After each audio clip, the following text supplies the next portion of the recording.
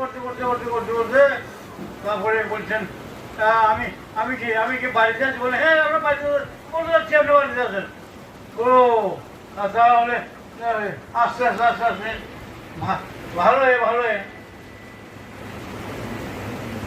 এমন হলো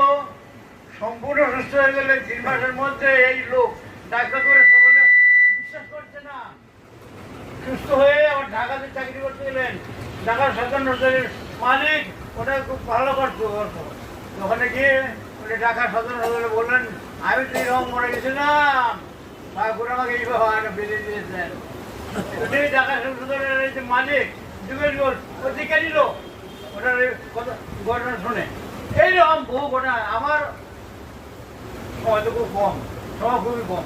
যাই হোক আমরা আপনাদের ঠাকুর ছিলেন কীর্তন হতো